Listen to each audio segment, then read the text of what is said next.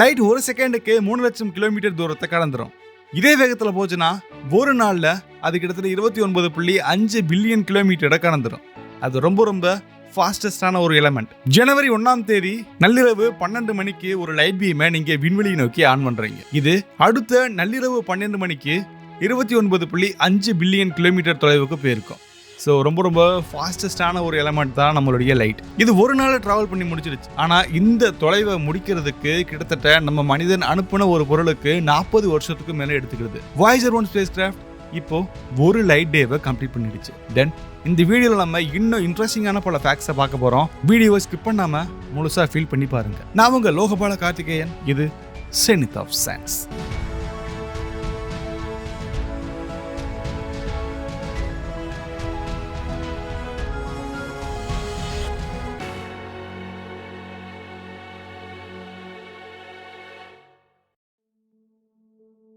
1977 நாசாவோட JPL சொல்லக்கூடிய jet propulsion லேபரேட்டரியில் இருக்கக்கூடிய engineers தூக்கம் இல்லாம ஒர்க் பண்ண காலம் அது. மிஷனுடைய ஆப்ஜெக்ட் சிம்பிள் தான். அவுட்டர் பிளானட்ஸோடைய க்ளோஸ் அப் போட்டோஸை நம்ம பார்க்கணும். பட் நம்ம எதிர்பார்க்காத ஒரு விஷயம் நடந்துச்சு. இதனால ஒட்டுமொத்த விண்வெளி வரலாறுமே மாற ஆரம்பிச்சது. Voyager 1, Voyager 2 ரெண்டுமே வெவ்வேறு space craft. 1977 September 5 Voyager 1 launch ஆச்சு.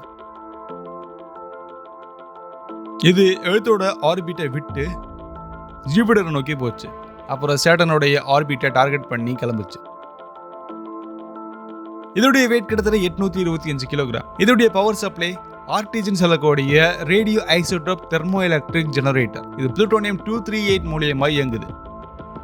அதனால இது ஒரு மணி நேரத்துக்கு கிட்டத்தட்ட 64,000 கிலோமீட்டர் அப்படின்ற தூரத்தை கடக்குது. இது டைம்ல. பட் கம்ப்யூட்டருடைய மெமரி ரொம்ப ரொம்ப கம்மி தான்.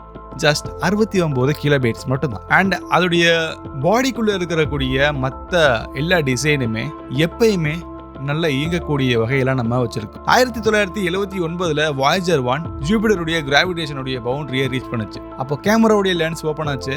ஃபர்ஸ்ட் டைம் நம்ம ஒரு ஏலியன் வேர்ல்டு ஹை ரெசல்யூஷன்ல பார்த்தோம். அங்க இருக்கக்கூடிய ஸ்ட்ரோம்ஸ் நம்ம பூமி மாதிரியே இருக்கும்னு நம்ம நினைச்சிட்டு இருந்தோம். ஆனால் அது கொஞ்சம் டிஃப்ரெண்டா இருந்துச்சு. அதோடைய கிரேட் ரெட் ஸ்பாட், அங்க வெளிச்சம் வர்றதை நம்ம பார்த்தோம். அதோடைய மேக்னெட்டிக் ஃபீல்டு எல்லாமே சேர்த்து நம்மளை ஆச்சரியப்படுத்துச்சு. தென் முக்கியமா அதோடைய நிலவுகள் ஐஓ, யூரோப்பா, கேனிமேட், காலிஸ்டோ மாதிரியான முக்கியமான நிலவுகள் அதை சுற்றி ஒரு டான்ஸ் ஆடிச்சு. ஐஓடைய வோல்கனோ ஆப்ஷன் ஃபர்ஸ்ட் டைம் நம்ம ஃபோட்டோவில் பார்த்து Voyager 1 நமக்கு இந்த அளவுக்கு கிளியராக கொடுக்குமா அப்படின்ற ஒரு ஆச்சரியத்தை ஏற்படுத்துச்சு.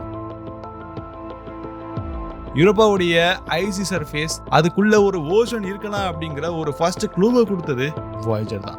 சயின்ஸ்ல ஒரு ரிவல்யூஷனே ஆயிடுச்சு. அதை தொடர்ந்து 1980 நவம்பர் அன்னைக்கு Voyager 1 சனி கிரகத்துடைய எல்லைக்குள்ள போச்சு. அப்போ அது ஒரு கனவு மாதிரி இருந்துச்சு. சேட்டனுடைய ரிங்ஸ் அதை பார்த்தா ஒரு டைம்ல சயின்டிஸ்ட் ஷாக்கே ஆயிட்டாங்க. ரிங்ஸோடைய particles, colour gradients, Aurora's, magnetic ஸ்ட்ரோம்ஸ் எல்லாமே ஃபர்ஸ்ட் டைம் நமக்கு கிடைச்ச டேட்டா நம்மளை உண்மையிலேயே ஆச்சரியப்படுத்துச்சு. இதுல ஒரு மறக்க முடியாத தருணம் சேட்டனுடைய மிகப்பெரிய சந்திரன் டைட்டன். Voyager 1 அதை பாஸ் பண்ணும்போது அதோடைய அட்மாஸ்பியரை டிடெக்ட் பண்ணுச்சு. மீத்தேன், நைட்ரஜன், இது ஒரு லைஃபுக்கான பேசிக் காம்பனன்ட்ஸ் அப்படின்றது குறிப்பிடத்தக்கது. தென் இதுதான் அதுக்கப்புறம் கெஸ்னி ஹாய்ஜன்ஸோடைய மிஷனுக்கு ஒரு இன்ஸ்பிரேஷனாவே ஆச்சு. சேட்டனுக்கு அப்புறம் நாசாக்கு ஒரு கொஸ்டின், Voyager 1 நெக்ஸ்ட் என்ன பண்ணணும்? நீங்க யோசிச்சு பாருங்க. ஜூபிட்டர், சேட்டன் கம்ப்ளீட் பண்ணியாச்சு. இன்னும் நெப்டியூன், யுரேனஸ் கொஞ்சம் தான் இருக்கு. ஸோ அவங்க அதை ஒரு வரலாற்று சாதனையை ஆக்குறதுக்காக இன்னும் அதிகமான வேகத்தில் ட்ரிகர் பண்ணாங்க. Voyager 1 சோலார் சிஸ்டமை விட்டு வெளியே போகணும். ஹியூமனுடைய ஹிஸ்டரியில ஃபர்ஸ்ட் ஸ்பேஸ் கிராஃப்ட் வெளி உலகத்துக்கு, இது நம்ம இன்டர்ஸ்டெல்லர் மீடியம்னு சொல்லலாம், அந்த இடத்துக்கு போகணும் அப்படின்னா அது ரொம்ப ஈஸியா இல்லைல்ல. ஸோ ஆனால் அது நடந்துருச்சு. இந்த டெசிஷன் தான் ஹியூமன் சிவிலைசேஷனுடைய ஒரு கிரேட்டஸ்டான லீப். 1990 பிப்ரவரி 14 அது Valentine's day. Voyager 1 camera last time on ஆன மூமெண்ட். அது எழுத்த பார்த்து கிட்டத்தட்ட 6 பில்லியன் கிலோமீட்டர் தூரத்துல இருந்து டர்ன் பண்ணி ஒரு போட்டோ எடுத்துச்சு. இமேஜை கேப்சர் பண்ணிச்சு. அந்த இமேஜ்ல எழுத்து ஒரு சின்ன ப்ளூ டாட் மாதிரி இருந்துருக்கு. டாக்டர் கார்ல் சேகன் அதை பார்த்தது ஒரு சின்ன வார்த்தையை வெளிப்படுத்தினாரு. That's her, that's home, that's us. All our joys and sufferings, every saint and sinner, all lived on that mote of dust. அது பார்த்த உடனே சைலண்ட் ஆயிட்டாங்க. சயின்டிஸ்டுக்கு ஒரு பயமே வந்துருச்சு. Voyager கேமரா ஆஃப் பண்ணிட்டாங்க. அது ஒரு பெர்மனண்டான ஒன்று தான். ஏன்னா அதோடைய பாயிண்ட் இன்னும் ரொம்ப தூரத்துக்கு போகணும். 2012 வாய்ஜர் 1 அஃபிஷியலாக அது நம்மளுடைய இன்டர்ஸ்டெல்லர் ஸ்பேஸுக்கு ரீச் ஆயிடுச்சு அப்படின்ற ஒரு மெசேஜ் வந்துச்சு. எதுக்கு அர்த்தம்? அது சூரியனுடைய மேக்னெட்டிக் ஃபீல்டை விட்டு சோலார் வைண்ட் எல்லாமே விட்டு வெளியே போயிடுச்சு. இந்த பவுண்டரி தான் ஹீலியோ ஃபேஸ். இதுக்குள்ள சோலார் பார்ட்டிகல் அதிகமாக டாமினேட் ஆகப்பட்டிருக்கு.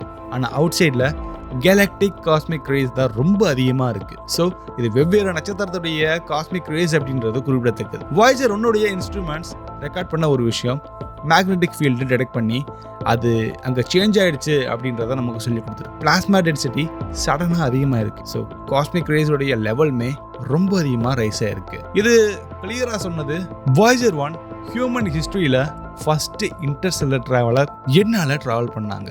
வருஷம் போக போக அதோட இன்ஸ்ட்ருமெண்ட் 1 by 1 ஆஃப் பண்ணப்பட்டுச்சு. RTJ அப்படின்ற பவர் டிராப் ஆகுது. ஆனால் ஒவ்வொரு வருஷமும் 4 வாட் அப்படின்றது லாஸ் ஆகிட்டே இருக்கு. 2025-26 வரைக்குமே அது டிரான்ஸ்மிட் பண்ண சான்ஸ் இருக்குன்றதை நம்ம நம்பணும். பட் இது ஒர்த் இல்லைன்னு நீங்கள் நினச்சிங்கன்னா ரொம்ப தப்பு. ஏன்னா அது இப்போ 24.6 பில்லியன் கிலோமீட்டர் தூரம் போயிடுச்சு. இது இன்னும் நம்மளை தாண்டி போய்கிட்டே தான் இருக்கும். சிக்னல் ஸ்ட்ரென்த் 20 பில்லியன் டைம்ஸ் ரொம்ப வீக்காக இருக்கு நம்ம மொபைல் ஃபோனோட கம்பேர் பண்ணும்போது. ஆனால் DSN சொல்லக்கூடிய டீப் ஸ்பேஸ் நெட்வொர்க் ஆண்டனா அதை டிடெக்ட் பண்ணி டீகோட் பண்ணி அது எங்க இருக்குன்றத நம்ம தெரிஞ்சுக்கிற அளவுக்கு நம்ம டெக்னாலஜியை இம்ப்ரூவ் பண்ணிட்டோம். வாய்ஸருடைய ஹார்ட்ல ஒரு கோல்டன் ரெக்கார்ட் இருக்கு. இது நம்ம கோல்டன் பிளேட்னு சொல்லுவோம். இது ஒரு காப்பர் டிஸ்க். அது ஏதாவது ஏலியன் சிவிலைசேஷன் பார்த்துச்சுன்னா அதை நம்மளை பற்றின பல விஷயங்களை சொல்லும். அதில் 115 ஃபோட்டோஸ் இருக்குது நம்ம பூமியை பற்றினது. 55 லாங்குவேஜில் அதை நம்ம வெல்கம் பண்ணுறோம். இன்கேஸ் சிவிலைசேஷன் பார்த்துச்சுன்னா பூமியில் இருக்கக்கூடிய மழை, காற்று, பேர்ட்ஸோடைய சவுண்ட்ஸ் எல்லாமே நம்ம இன்க்ளூட் பண்ணி வச்சுருக்கோம். அண்ட் இன்னொரு ஸ்பெஷலான message we are from planet Earth அப்படின்ற ஒன்று சொல்லியிருக்கோம். இப்போ நம்ம கொஞ்சம் வேற மாதிரி யோசிச்சு பார்க்கலாம். வாய்ஜர் 1 சோலார் சிஸ்டமை விட்டு போயிடுச்சு. அப்போ அது ஏதாவது ஒரு நாள் ஒரு மைல் ஸ்டோனை கண்டிப்பாக கிராஸ் பண்ணியே ஆகும். ஃபர்ஸ்ட் மைல் ஸ்டோன் ஒரு லைட் டே டிஸ்டன்ஸ். ஒரு லைட் டே அப்படின்றது நம்மளுடைய லைட் டிராவல் பண்ணக்கூடிய அந்த தூரம் தான். ஒரு நாளைக்கு லைட் 25.9 பில்லியன் கிலோமீட்டர் தூரத்தை கடந்துருது. அதுவும் இப்போ வாய்ஜர் 1 தூரம் ஆல்மோஸ்ட் ஈக்குவல் ஆச்சு. அந்த ஸ்பேஸ் கிராஃப்ட் இருக்கக்கூடிய இடத்தை லைட் ரீச் பண்றதுக்கு கிட்டத்தட்ட 24 மணி நேரம் ஆகும். நம்ம சென்ட் பண்ற ரேடியோ சிக்னல் ஒரு நாளைக்கு அப்புறம் தான் வாய்ஜர்னால ரிசீவ் பண்ண முடியுது. அது மறுபடியும் நமக்கு மெசேஜ் சென்ட் பண்ணுச்சுன்னா ஒரு நாளைக்கு அப்புறம் தான் நம்மளால அதை ரிசீவ் பண்ண முடியுது. எப்படியோ அதோடைய பவர் சப்ளை கம்ப்ளீட்டா ஆஃப் ஆயிடும். அது கிளேஸ் 445 அப்படின்ற ஒரு டெஸ்டினேஷனை நோக்கி போய்கிட்டே இருக்கு. இது ஒரு ஸ்டார் சிஸ்டம். இந்த இடத்துல நின்றுட்டு நம்மகிட்ட ஒரு விஷயத்த சொல்லுது. நான் வந்தேன், நான் பார்த்தேன், இன்னும் போவேன். ஸோ இது ஒரு மிகப்பெரிய வேர்டு தான். ஸோ இமேஜின் பண்ணி பாருங்க, நம்ம அனுப்புன இந்த ஸ்பேஸ் கிராஃப்ட் இவ்வளோ வருஷமா இன்னும் கொஞ்சம் உயிரோடு இருந்துட்டு இவ்வளோ தூரத்தில் போயிடுச்சுன்னா ஒரு மிகப்பெரிய ஆச்சரியம் தானே. ஸோ வீடியோ பிடிச்சிருந்தா மறக்காம லைக் பண்ணிடுங்க. அடுத்து ஒரு டிஃப்ரெண்ட்டான ரொம்ப இன்ட்ரெஸ்டிங்கான கண்டென்ட்ல கண்டிப்பாக நம்ம சேர்ந்தே ட்ராவல் பண்ணலாம். பாய்.